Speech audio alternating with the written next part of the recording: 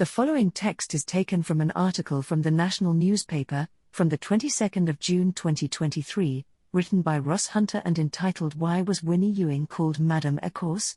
The legendary politician and independence campaigner Winnie Ewing has died aged 93. While her most famous election victory came when she won the 1967 Hamilton by-election and uttered the famous words, "Stop the world, Scotland wants to get on," Ewing also served as an MEP and MSP.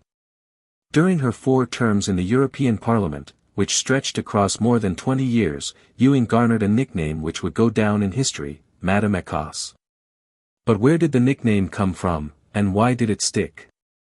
The French newspaper Le Monde is credited as the first publication to associate Ewing with the name in print.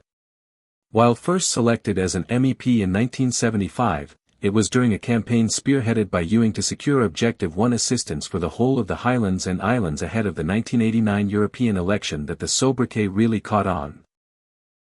The Objective 1 program operates within EU areas which are in most need and supports the development of regions falling behind the rest of Europe in terms of infrastructure and employment opportunities.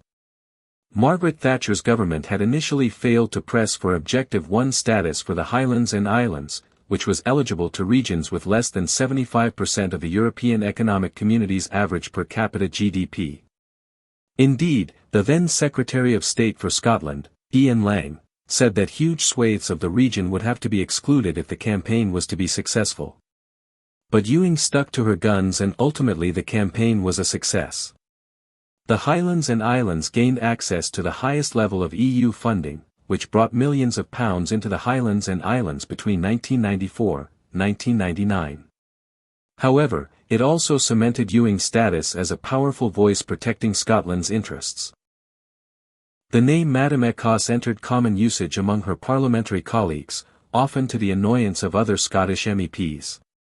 But former SNP president and author of a biography on Winnie Ewing, Michael Russell, said the name came to testify to the affection and respect in which she was held.